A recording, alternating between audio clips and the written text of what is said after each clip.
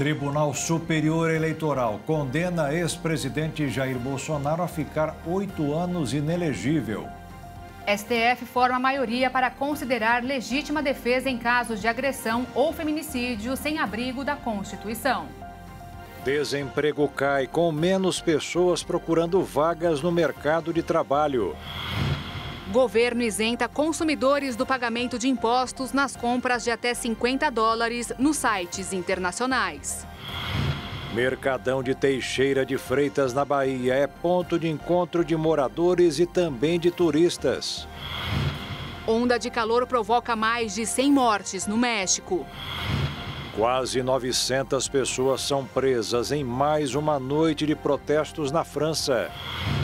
E um robô é aprovado no comando de uma orquestra na Coreia do Sul. Agora, no Jornal das 22.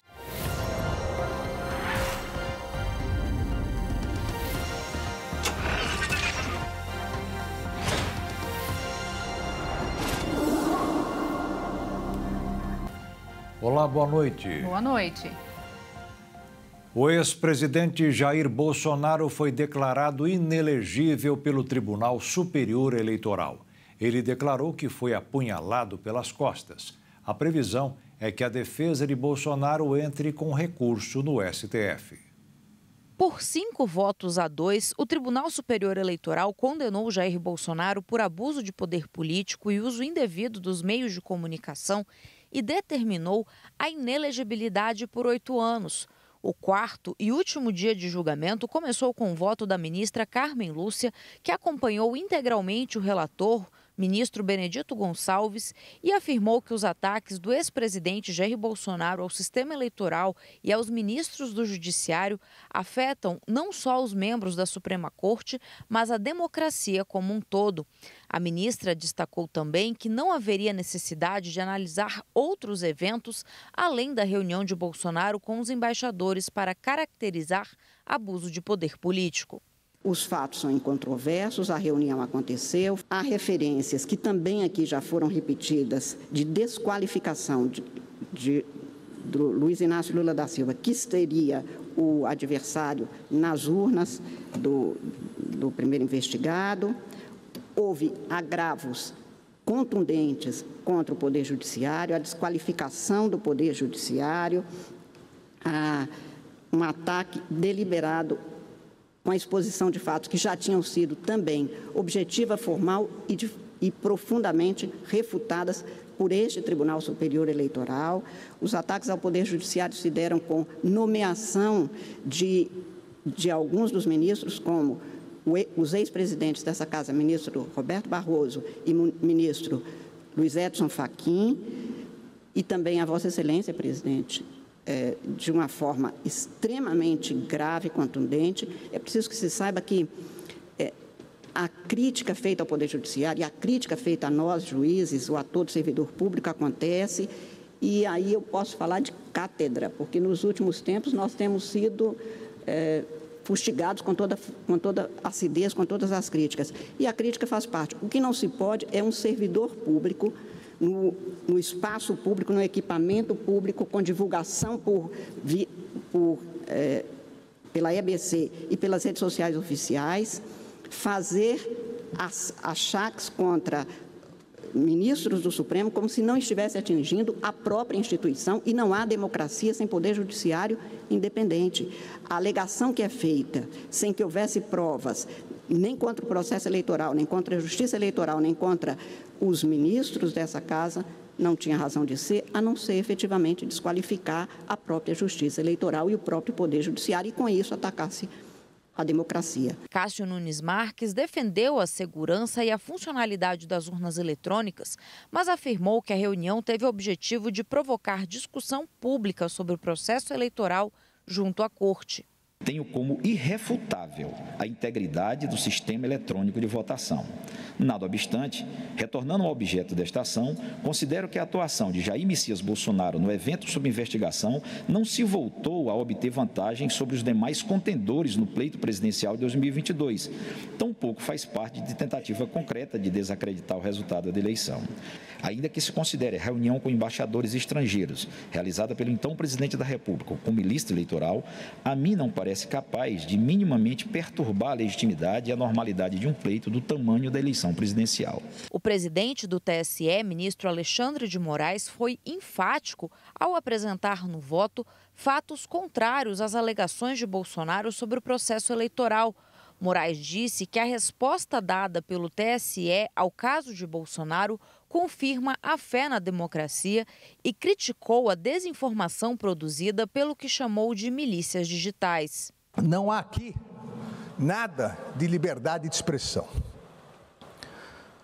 Não há nada, um presidente da República, ao mentirosamente dizer que há fraudes nas eleições, inclusive na que ele ganhou, e aí, ao ser indagado, diz, mas eu ganharia no primeiro turno, e ao ser oficiado pelo então presidente do Tribunal Superior Eleitoral, o ministro Luiz Roberto Barroso, para apresentar provas sobre a fraude, obviamente não as apresentou porque elas não existem. Presidente da República que ataca a justiça eleitoral, ataca a lisura do sistema eleitoral que o elege há 40 anos, isso não é exercício de liberdade de expressão. Isso é conduta vedada. E, ao fazer isso, utilizando-se do cargo de presidente da República, do dinheiro público, da estrutura do Palácio da Alvorada, da TV pública, é abuso de poder. E ao preparar tudo isso para imediatamente bombardear o eleitorado via redes sociais, uso indevido dos meios de comunicação. Assim que terminou o julgamento, Jair Bolsonaro deu uma declaração afirmando que levou uma facada nas costas e que o Brasil caminha para uma ditadura.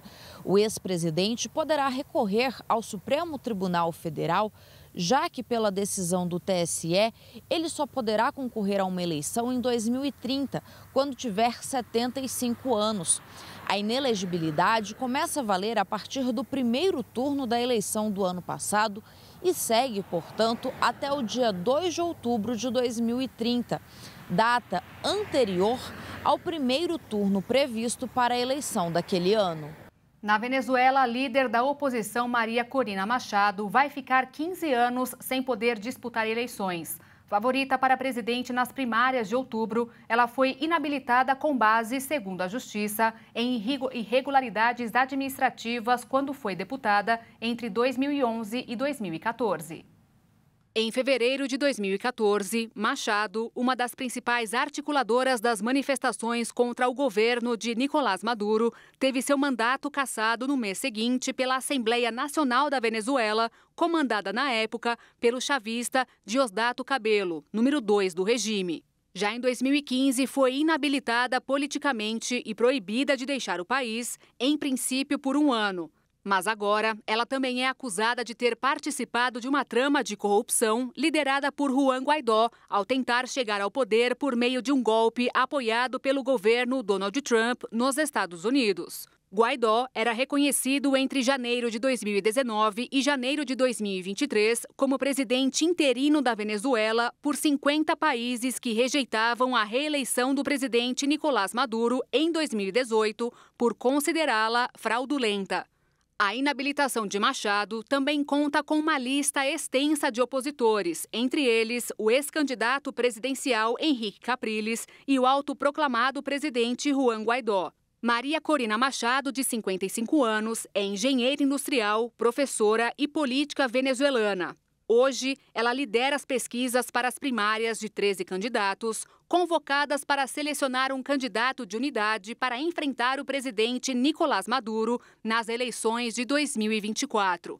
Há poucas semanas, houve uma debandada da ala chavista do Conselho Nacional Eleitoral, o que foi interpretado pela oposição como uma medida de boicote às eleições gerais, fazendo com que haja dúvidas sobre a viabilidade das eleições.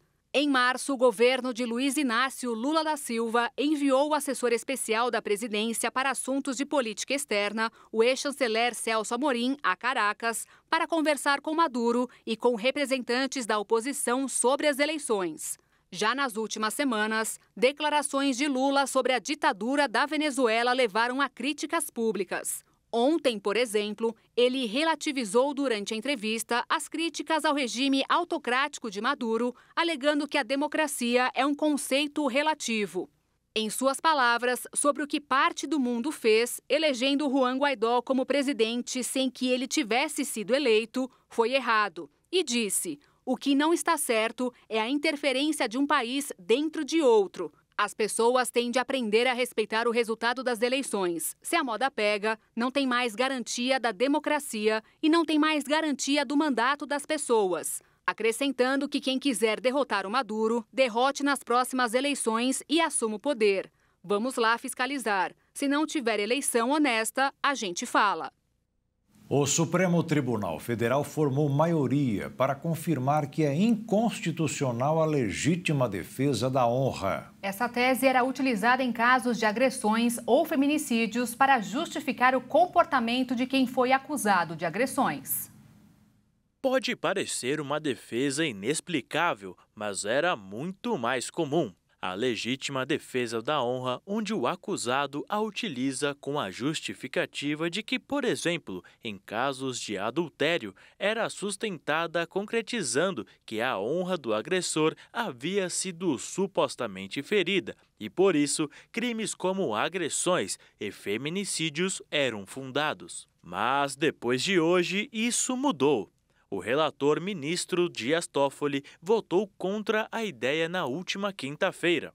O julgamento foi retomado nesta sexta com votos de André Mendonça, Nunes Marques, Alexandre de Moraes, Luiz Roberto Barroso e Luiz Edson Fachin, que acompanharam o relator para tornar a tese inconstitucional. As ministras Carmen Lúcia e Rosa Weber ainda vão votar. A ação que discute o tema foi apresentada pelo PDT em janeiro de 2021.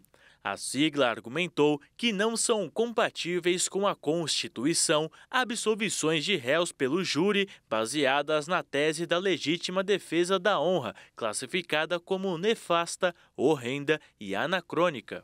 A legítima defesa da honra não tem base jurídica e não se confunde com o mecanismo da legítima defesa do direito penal, que permite a um cidadão rebater uma agressão injusta de uma outra pessoa por meios moderados, na intensidade suficiente para cessar o perigo. A ação poderá, enfim, fazer com que a justiça sejam feitas da maneira mais clara, sem a possibilidade de um agressor ou até mesmo um suposto assassino tenha a pena aliviada ou seja absolvida do crime. O processo visa também o bem-estar e a segurança ainda maior das mulheres que sofrem com ataques e agressões. Depois de formar em maioria, o julgamento foi suspenso e deve ser retomado em agosto após o recesso. A circulação de trens da linha 9 Esmeralda em São Paulo ficou parada durante 9 horas devido a uma falha no sistema. O caos começou cedo, por volta das 6 horas da manhã. A empresa Via Mobilidade, administradora da linha de trens, informou que houve um curto-circuito nos cabos de alimentação. E para fazer a troca, 4 estações tiveram que ser fechadas: Bruno Covas, Grajaú, Interlagos e Jurubatuba. Os passageiros, irritados com a falta de informação e o transtorno, interditaram a avenida como sinal de protesto. Ao menos 40 ônibus do Paese, que é um sistema de emergência para transportar os passageiros, foram acionados. Mas os usuários reclamavam que eles demoravam muito para chegar e alguns optaram por caminhar entre as linhas de trem para não se atrasar. E a operação só foi normalizada por volta das 3 horas da tarde. E veja a seguir: desemprego cai com menos pessoas procurando vagas no mercado de trabalho. E ainda, governo isenta consumidores do pagamento de impostos nas compras de até $50 nos sites internacionais.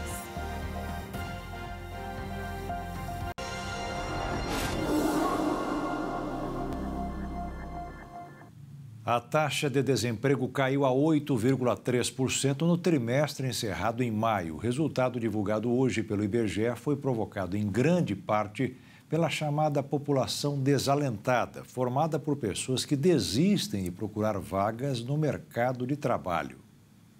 Esse é o melhor resultado para a taxa de desemprego no trimestre encerrado em maio desde 2015, quando a desocupação também fechou em 8,3%.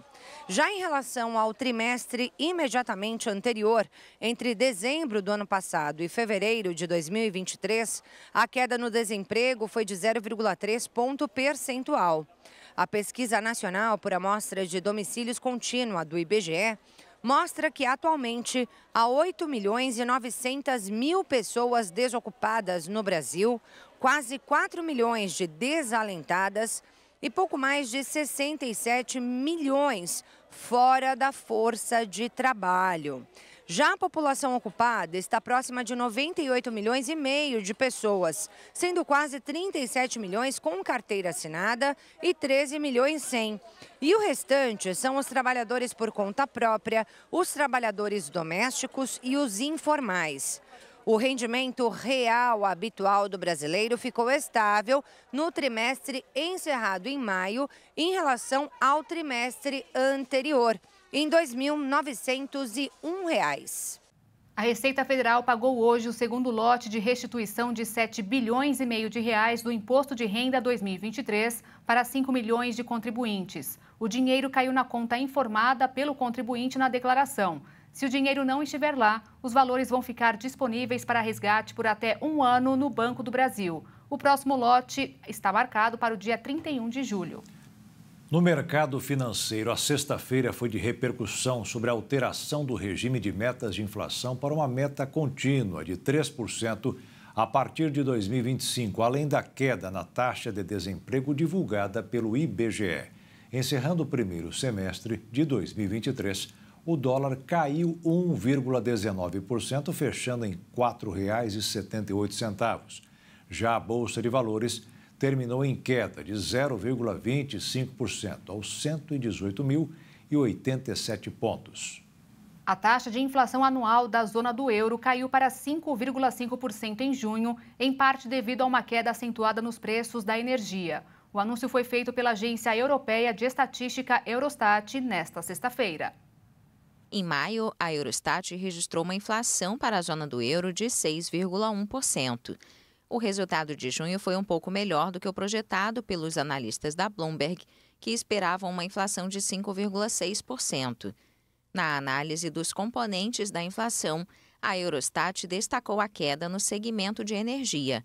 O segmento de alimentos também registrou queda de 12,5% em maio para 11,7% em junho. Apesar dessa desaceleração de 8 décimos, o setor continua sendo o principal vetor inflacionário, pois segue em alta. Para analistas, a queda da inflação é insuficiente para o Banco Central Europeu, que deve manter os juros altos. A zona do euro é o grupo de 20 países dos 27 que compõem a União Europeia que adotam o euro como moeda comum. Após críticas e dúvidas sobre como funcionariam as compras internacionais, o governo federal publicou a portaria em que dita as regras para este setor. As novas regras entram em vigor a partir do dia 1º de agosto. Aquela comprinha em sites estrangeiros, geralmente provenientes da China, pode ficar um pouco mais complicada a partir de agosto. Segundo o que foi indicado pela pasta, compras de até $50 ou o equivalente em outras moedas, como o próprio real, não terá cobrança de impostos. Para isso, a compra precisa ser realizada por uma pessoa física. Mas para que esse imposto não seja aplicado, a empresa de comércio eletrônico, seja ela nacional ou estrangeira, tem que fazer parte do programa Remessa Conforme da Receita Federal. Mas para que esse imposto não seja aplicado, a empresa de comércio eletrônico, seja ela nacional ou estrangeira, tem que fazer parte do programa Remessa Conforme da Receita Federal. Para ser beneficiada, a empresa precisa também recolher impostos estaduais incidentes sobre a importação. Segundo o Ministério da Fazenda, a Secretaria Especial da Receita Federal vai elaborar relatórios a cada 2 meses para avaliar o programa e monitorar a adesão, além de apontar os resultados obtidos e propor alterações da alíquota diferenciada. Contudo, essa decisão causou um ruído dentro do governo. O presidente Lula reclamou com o ministro da Fazenda, Fernando Haddad. O motivo é que, para Lula, o fim da isenção atingiria diretamente a população de baixa renda e classe média, que são os principais grupos consumidores de produtos de plataformas online, como, por exemplo, a Shein e a Shopee. Dessa forma, as regras do programa foram publicadas e são, basicamente, fazer o repasse dos impostos cobrados, detalhar para o consumidor informações sobre os valores de impostos, tarifas postais e demais despesas. Colocar no pacote enviado ao consumidor de maneira visível no campo do remetente a marca e o nome da empresa em questão. E, por fim, a realização do combate ao descaminho e contrabando. Haddad disse ainda que a discussão sobre as regras de tributação nas importações também envolviam os estados, já que eles têm direito à cobrança do Imposto sobre a Circulação de Mercadorias e Serviços, o ICMS, sobre os produtos comprados pela internet. A ideia é que, no futuro, os clientes de sites internacionais sejam informados dos preços totais dos itens, já com a cobrança do imposto de importação, que é federal, além do ICMS. A Petrobras anunciou hoje uma nova redução no preço da gasolina entregue às distribuidoras. A medida foi tomada um dia depois de o preço subir, com a volta da cobrança integral dos impostos federais. A partir de amanhã, o litro passará a R$ 2,52, o que significa uma redução de 14 centavos. E o gás de cozinha vai baixar 10 centavos por quilo, o que levará o botijão de R$ 13 a R$ 31,66. Tudo o que o consumidor paga a mais vai para as distribuidoras. A Agência Nacional de Energia Elétrica concluiu hoje um novo leilão de transmissão de energia com todos os lotes de ativos vendidos. A expectativa é ter 15 bilhões de reais e 300 milhões em investimentos. O prazo de concessão é de 30 anos para as vencedoras. O principal objetivo da expansão é viabilizar o escoamento da geração de energia renovável produzida no Nordeste para os centros consumidores do Sudeste.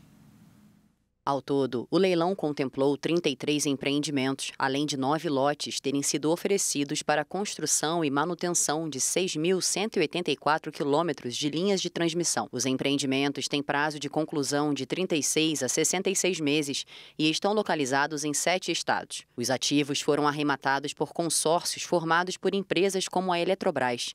Os contratos firmados terão 30 anos de vigência. Alguns pontos de preocupação mencionados por investidores são o risco de atraso na obtenção de licenças ambientais, já que parte das linhas passará por terras de quilombolas e por fragmentos de Mata Atlântica, além do excesso de encomendas entre fabricantes de equipamentos de energia. As empresas de todo o país também estão sendo vítimas de uma tentativa de golpe muito utilizado nas mensagens através dos aplicativos. O Procon de Mato Grosso do Sul entrou na campanha contra esses espertinhos. No Mato Grosso do Sul, mais de 21 empresas já procuraram o Procon MS. Elas têm recebido e-mails e notificações falsas, alegando abertura de reclamação no próprio órgão. Esses e-mails são falsos, essas informações elas são inexistentes, ou seja, fictícias.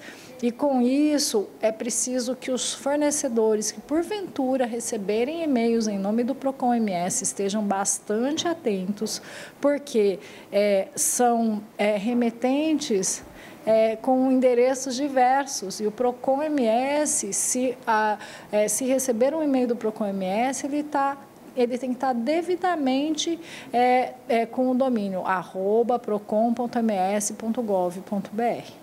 Nas mensagens enviadas às empresas, o remetente pede que sejam abertos arquivos para que se tenha acesso aos detalhes do processo.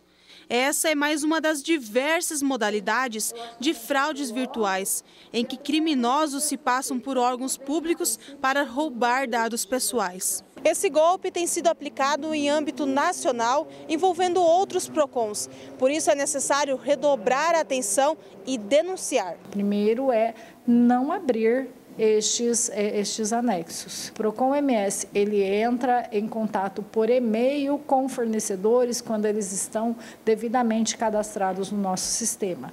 De outra forma, também podem receber as notificações de forma física, por meio de carta e entregue nos endereços das empresas. Por cautela, recomenda-se fazer um boletim de ocorrência na delegacia mais próxima. O caso já está sendo investigado pela DECOM, Delegacia Especializada de Repressão aos Crimes contra as Relações de Consumo. E a seguir, onda de calor provoca mais de 100 mortes no México. E dezenas de pessoas são presas em mais de uma noite de protestos na França.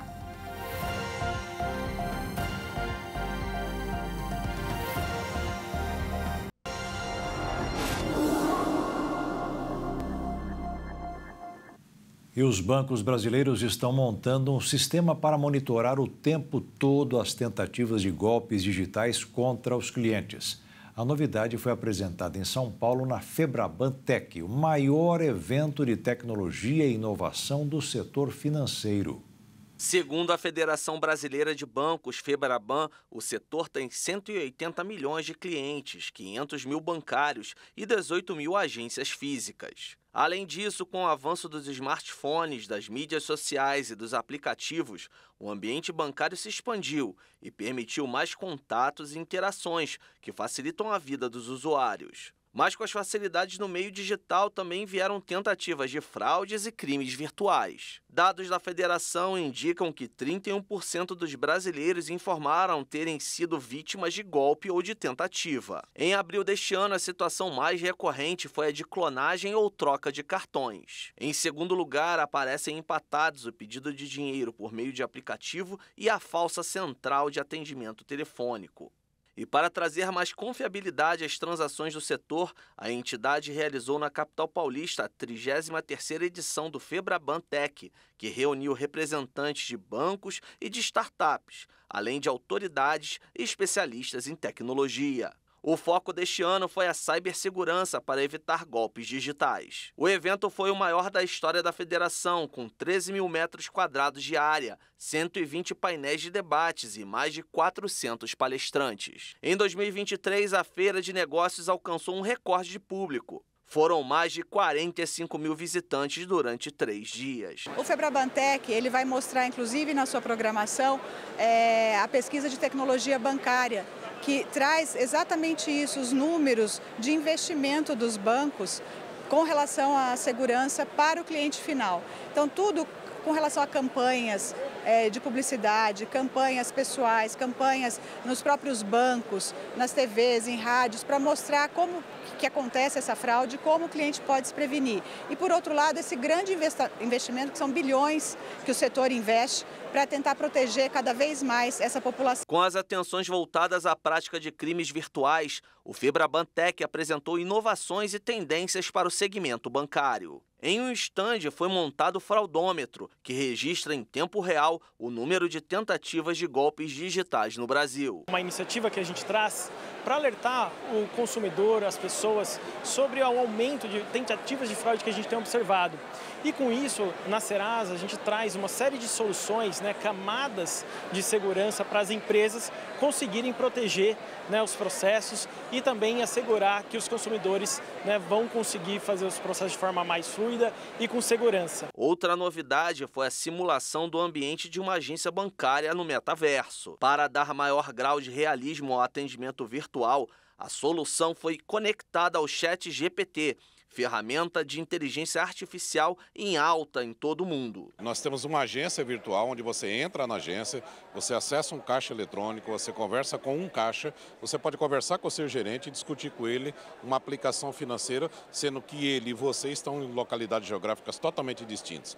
Mas você não está ali teclando com um site, você está conversando com alguém, só que através da realidade virtual. Essa é a ideia. Se você já precisou fazer um saque, um depósito ou ainda consultar o saldo ou o extrato da sua conta bancária, com certeza você já utilizou um caixa eletrônico como esse. Mas a partir de agora, uma solução tecnológica possibilita quase todos esses serviços em um espaço e um aparelho bem menor. E aí nós entendemos que a gente podia simplificar e levar algum serviço diferente para a população, justamente para que a população não fizesse aquele processo migratório, sair daquela cidade onde não tem banco para buscar dinheiro em outra cidade. Então ele fica na cidade onde ele está, ele tira o dinheiro ali, ele faz o dinheiro circular onde ele mora. Então isso beneficiou a própria população e a cidade, o comércio, né? Olhando para o lado do varejo, também é bom para ele, porque ele passa a circular esse dinheiro lá onde ele tem o estabelecimento comercial.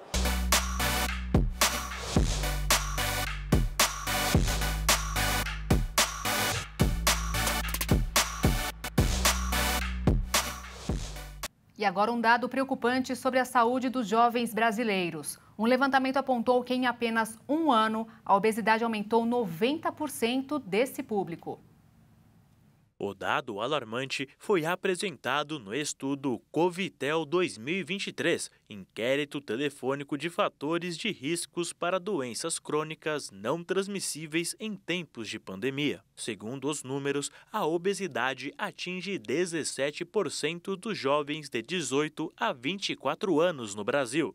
Um dos fatores principais para esse aumento significativo foi a pandemia, que mais uma vez impactou de alguma forma a saúde corporal ou mental da população. Para esse grupo de jovens em específico, a pandemia fez com que a obesidade aumentasse por conta da falta de interatividade em um período muito importante da vida, que no caso é a adolescência. O isolamento e a falta de contato com outras pessoas facilitou o acúmulo de gordura no corpo.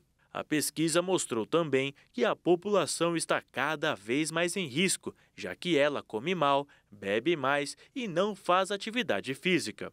Além disso, essa faixa etária é a que menos consome frutas, verduras e legumes, mas a que mais consome refrigerante ou sucos artificiais. Os efeitos desses hábitos pouco saudáveis tendem a se agravar com o tempo e problemas de saúde que já aparecem também podem aumentar, como é o caso da hipertensão, onde 1.400.000 jovens sofrem com a doença, seguida por problemas na saúde mental, seja pela ansiedade ou até mesmo pela depressão. A pesquisa ouviu 9.000 brasileiros de todas as regiões do Brasil, incluindo o interior e as capitais. O objetivo do levantamento é trazer um retrato da magnitude do impacto dos principais fatores de riscos para doenças crônicas não transmissíveis na população adulta brasileira, ou seja, com 18 anos ou mais. O governo do estado de São Paulo anunciou a criação do Provão Paulista. O exame será aplicado para estudantes que cursem o ensino médio em escolas estaduais e distribuirá 20.000 vagas em universidades públicas, sem necessidade de fazer vestibular.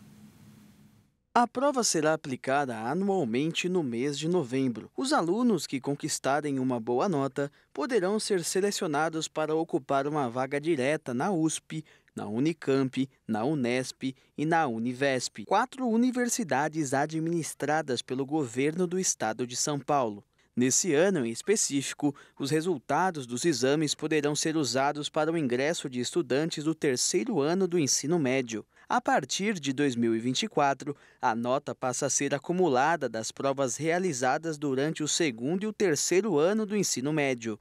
E a partir de 2025, será considerado o acumulativo das avaliações durante as 3 séries do ensino médio. Além de dar a oportunidade para mais estudantes cursarem o ensino superior em universidades públicas, a medida é uma tentativa de incentivar a frequência às aulas e diminuir a evasão escolar. O Supremo Tribunal Federal formou maioria para considerar constitucional a exigência de exame toxicológico para motoristas profissionais.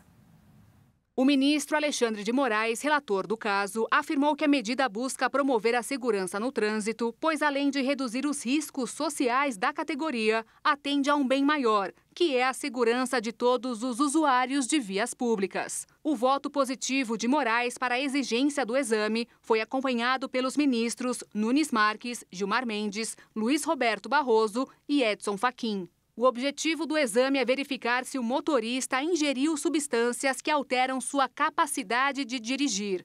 Os portadores de carteiras de habilitação nas C, D e E, condutores de caminhões e ônibus, por exemplo, precisam fazer o teste.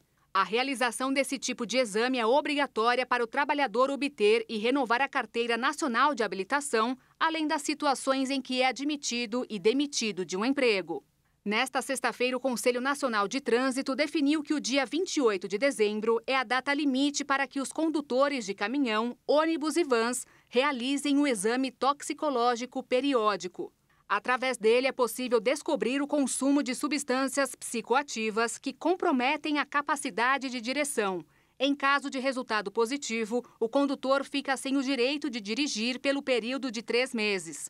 Atualmente, os motoristas da categoria C, D e E, que tenham menos de 70 anos, são submetidos ao exame a cada 2 anos e 6 meses, a partir da obtenção ou renovação da Carteira Nacional de Habilitação.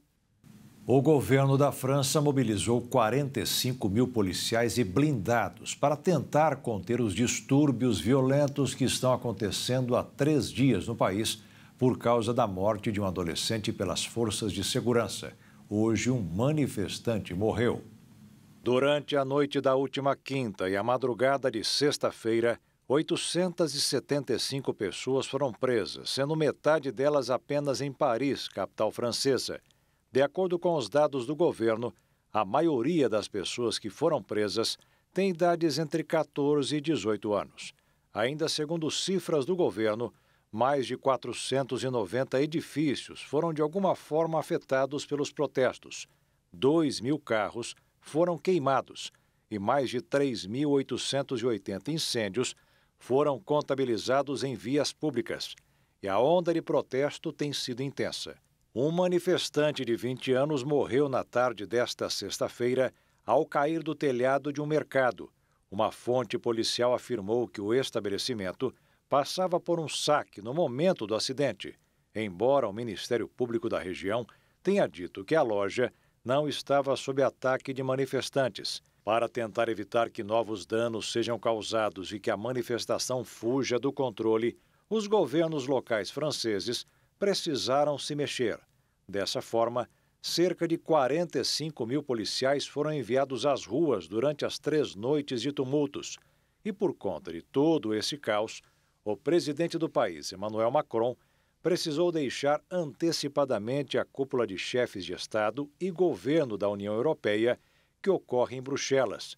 O líder francês cancelou uma entrevista coletiva e voltou a Paris para uma reunião interministerial sobre as manifestações. O líder francês também afirmou acreditar que as redes sociais têm papel significativo no espraiamento da violência. Ele disse ter pedido a apps como Snapchat e TikTok que retirem do ar os conteúdos que versem sobre violência urbana, por exemplo. A violência mergulhou o presidente francês na mais grave crise de sua liderança desde os protestos dos coletes amarelos, que começaram em 2018.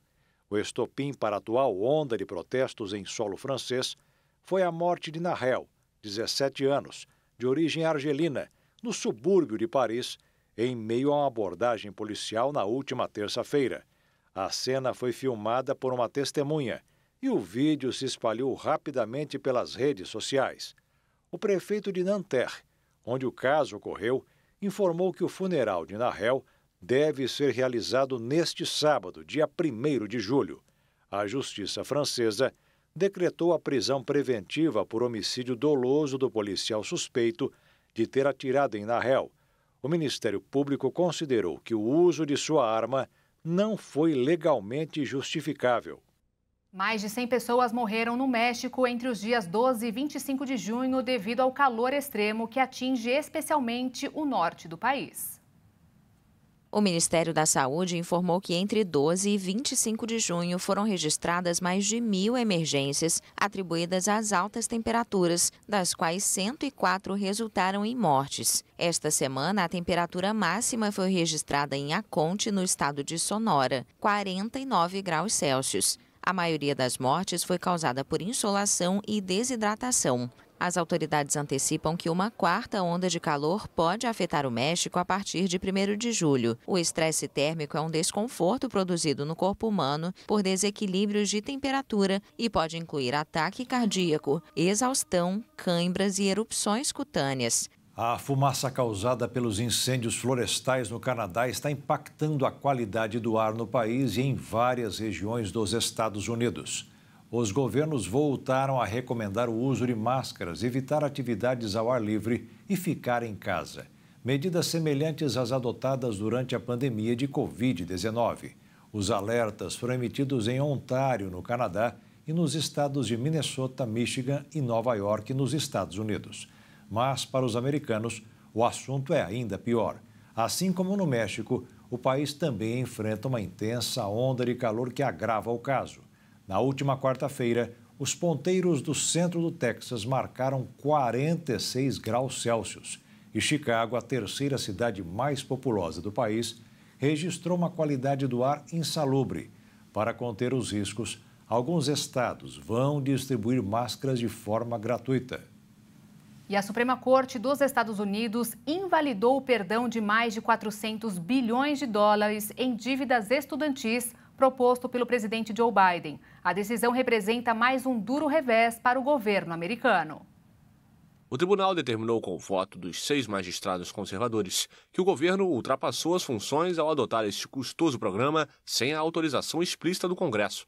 Em nome da maioria, o juiz John Roberts afirmou que o tema do julgamento não foi se algo deve ser feito, mas sobre quem tem autoridade para fazê-lo e que o controle do orçamento é uma das competências mais importantes do Congresso. A decisão representa uma dura derrota para Biden, que vai tentar a reeleição em 2024, mas também significa um golpe no bolso de milhões de americanos. Nos Estados Unidos, o ensino superior é muito caro e quase 43 milhões de pessoas pedem empréstimos estudantis federais, que totalizam o equivalente a mais de 7 trilhões de reais. No começo da pandemia, o governo do ex-presidente Donald Trump congelou o pagamento dos empréstimos, mas a medida, prorrogada sem interrupções até hoje, expira no final de agosto.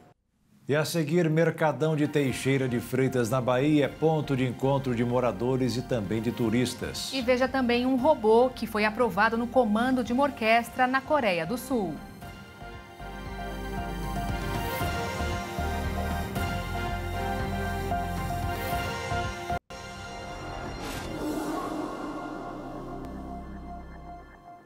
Dados preliminares mostraram que os alertas de desmatamento na Amazônia caíram 39% no primeiro semestre desse ano. A taxa de desmate para o período já é a terceira menor da série histórica, que começou em 2015. Mesmo faltando 7 dias para o fechamento dos dados do primeiro semestre desse ano, o acumulado de desmatamento na Amazônia Legal está em 2.416 km². Os números são do Instituto de Pesquisas Espaciais.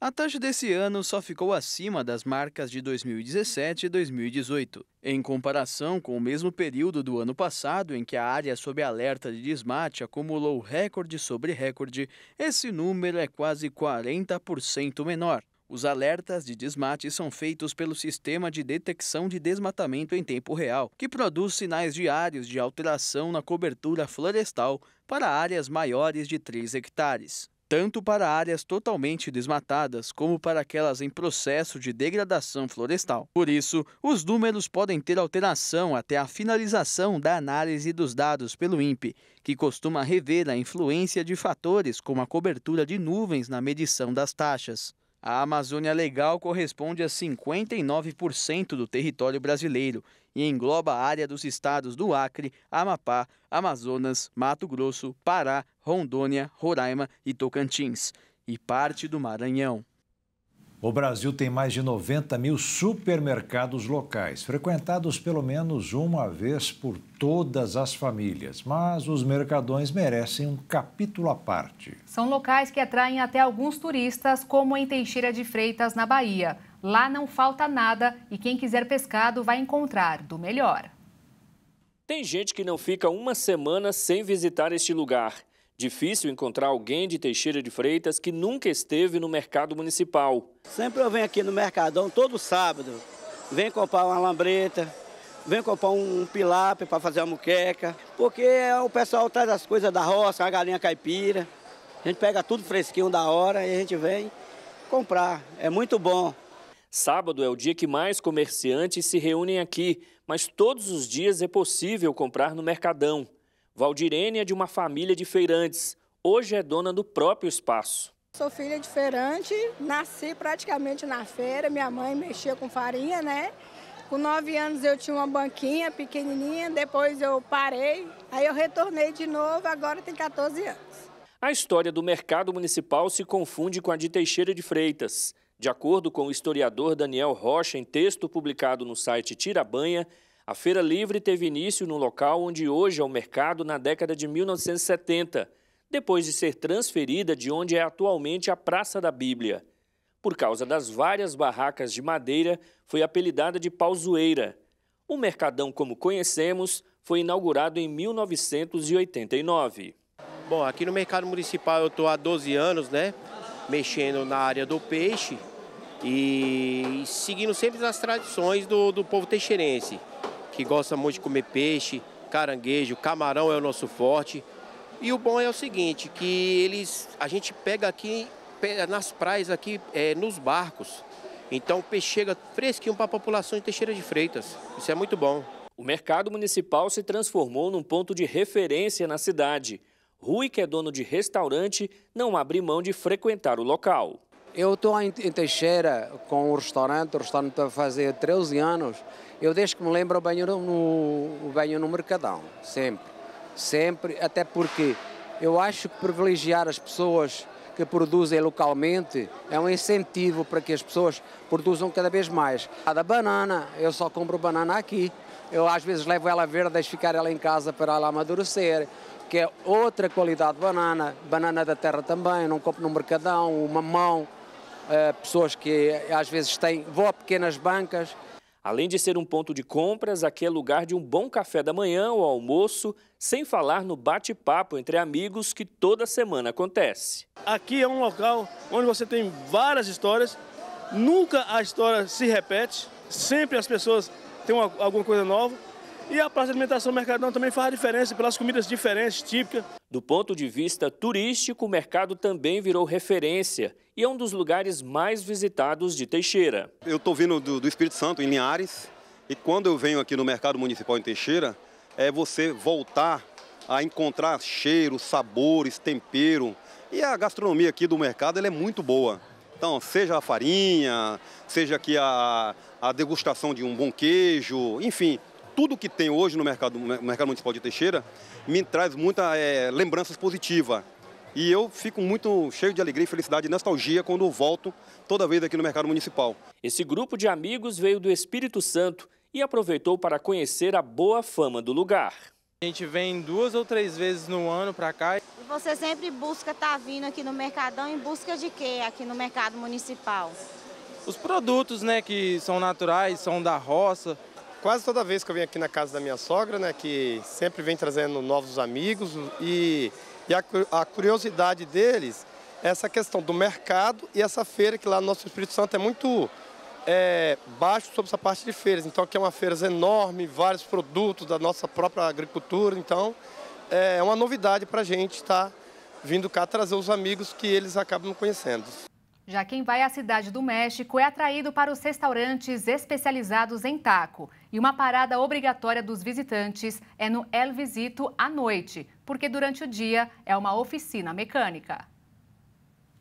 A Cidade do México oferece atrações de sobra aos quase 12 milhões de turistas que recebe anualmente. Os roteiros gastronômicos fazem muito sucesso, tendo as taquerias como o carro-chefe. Uma parada obrigatória é no El Viusito, um curioso estabelecimento localizado no bairro de Narvarte, que funciona como uma oficina mecânica durante o dia e vira restaurante à noite. O dono é criativo, né? Ele quer aproveitar o espaço para continuar fazendo números. É interessante. De todo o mundo. Vem gente de todo mundo, dos Estados Unidos, da Alemanha, do Japão, do Brasil, da Colômbia. Brasil, Colômbia, de todo. Por volta do meio-dia, um guindaste hidráulico levanta uma das cortinas metálicas do local, revelando um espaço com mesas e cadeiras. Ao lado ficam a cozinha e um bar com vista para a rua, onde os funcionários começam a montar os chamados trompos de carne. Um prato é considerado um cartão postal da capital mexicana, o taco al pastor, que é preparado com carne de porco marinada, abacaxi, coentro e cebola. A iguaria é servida em pequenas tortilhas de milho. As pessoas zoam dizendo que usamos o óleo da oficina nos tacos. Eu falo que não, pois eu como. El Viusito se destaca como destino das excursões pelas taquerias, entre as mais de 2.800 da capital. Nunca experimentei nada assim antes, é totalmente único. É um lugar que eu nunca poderia imaginar. Como pode ser algo durante o dia e completamente diferente à noite? No final da jornada, objetivo cumprido. A cidade do México compartilha com maestria a autêntica culinária do país. Uma culinária que não está apenas na mesa dos restaurantes, mas também na mesa dos mexicanos. A Japan House, em São Paulo, inaugurou uma nova exposição que mostra a história de diversos brinquedos de origem japonesa. Uma experiência tanto para pais e filhos aproveitarem juntos as férias escolares. O mês de julho marca o início das férias escolares. Por esse motivo, a Japan House trouxe uma experiência imersiva, pensando especialmente nas crianças e nos passeios culturais entre pai e filhos. Trata-se da exposição sobre os encantos dos brinquedos japoneses, que está instalada no segundo andar do prédio, localizado na Avenida Paulista, no coração de São Paulo.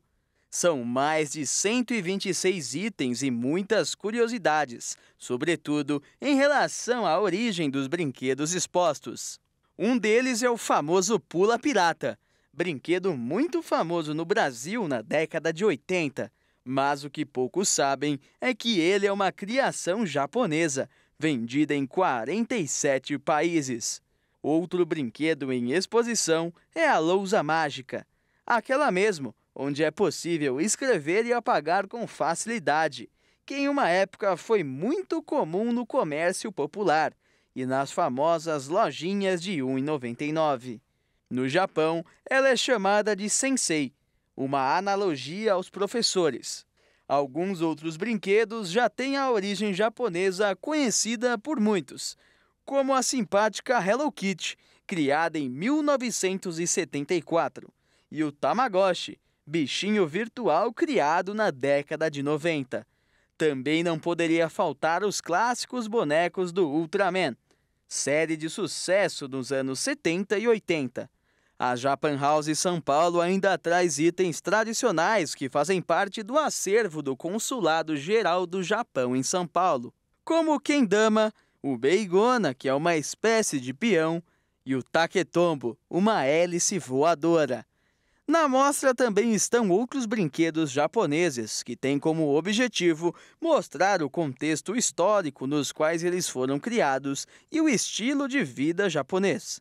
A exposição estará disponível até o mês de novembro e também vai promover visitas educativas com escolas e a possibilidade dos visitantes terem contato com alguns dos brinquedos expostos na mostra. A Japan House está localizada na Avenida Paulista, número 52, e as visitas são liberadas gratuitamente para o público de terça a quinta-feira, das 10 horas da manhã até as 6 horas da tarde. No sábado, das 9 horas da manhã até as 7 horas da noite, e em domingos e feriados, das 9 horas da manhã até as 6 horas da tarde. E o Jornal das 22 termina aqui. Obrigada pela sua companhia, um ótimo fim de noite, fim de semana para você. Se cuida e até segunda. Boa noite, fique na paz. Tchau.